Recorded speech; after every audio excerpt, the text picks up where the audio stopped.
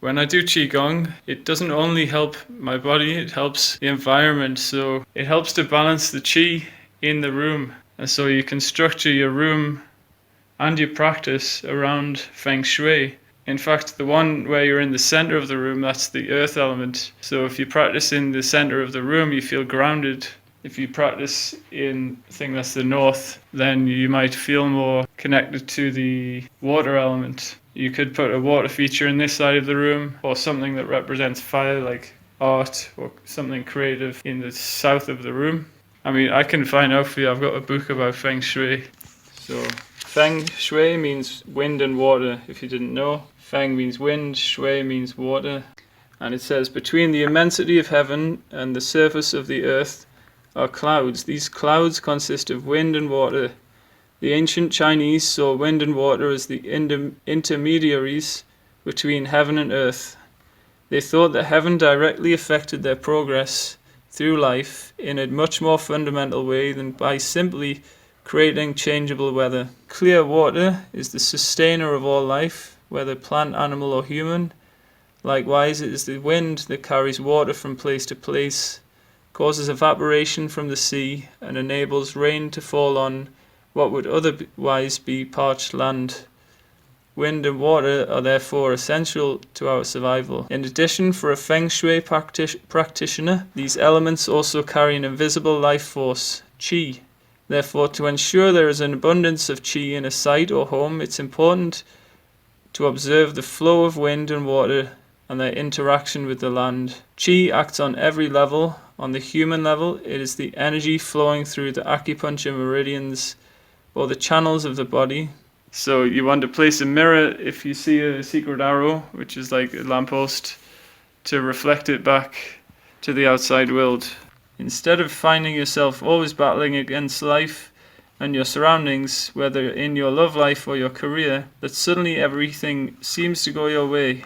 Are you a skeptic? Tidying our environment, our room, helps us to feel clarity in our mind. Don't interpret Feng Shui as thinking superstitiously, rather thinking symbolically. Famous psychologists such as Carl Jung showed that the subconscious is impressed by symbols the conscious mind might see as trivial. Although Feng Shui actually works because of concentrations and dispersals of Qi, if you find this difficult to accept, you can always justify your Feng Shui successes by reasoning that you have impressed your subconscious sufficiently for it to work on your behalf towards your desired ends.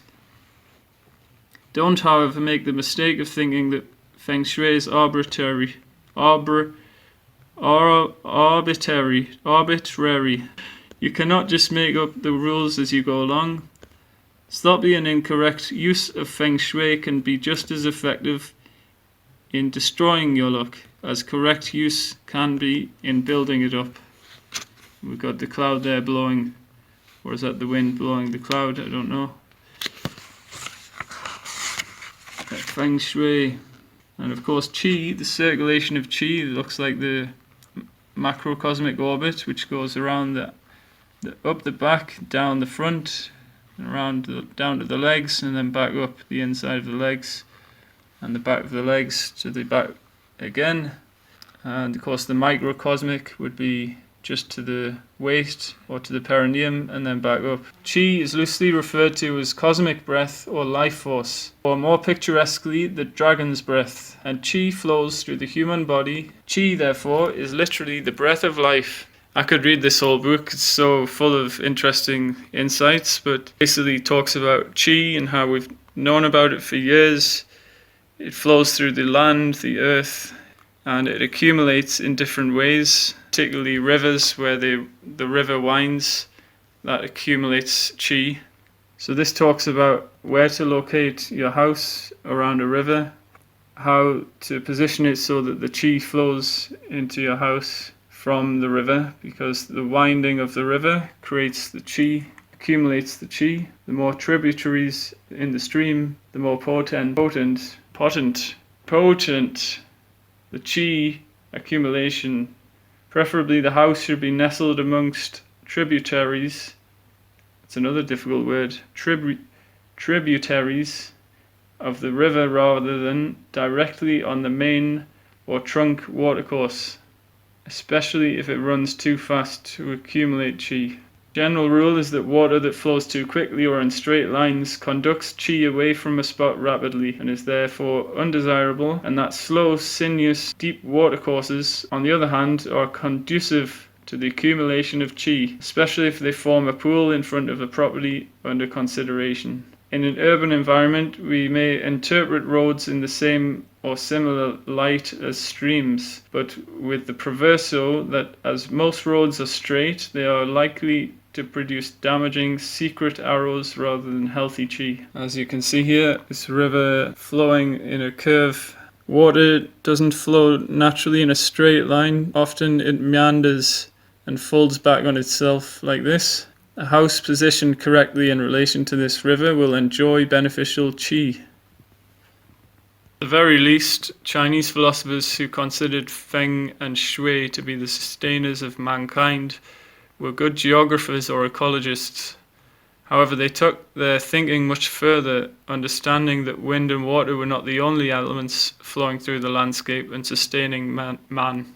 They perceived a more subtle energy flowing through the earth, and they called it qi or cosmic breath. That's maybe where Qigong had developed as well. It was from the ancient Taoist tradition and teachings such as the Tao Te Ching. Here's an example of the secret arrows. So you've got a house and there's a pointy object pointing towards the door rather than the flow of qi, including these paths which have no object but there's a straight road, so that house doesn't benefit from the qi, but the other two on the side of that house in the middle, they benefit from the end of the cul-de-sac because they're not directly opposite the arrows. And here's what I was looking for, which is the yin and yang and the 5 elements: wood, fire, earth, metal and water. Yin and yang interact with each other to produce the next level of complexity, the 5 elements. From these elements arise what Taoists name the 10,000 myriad things, or the rest of creation.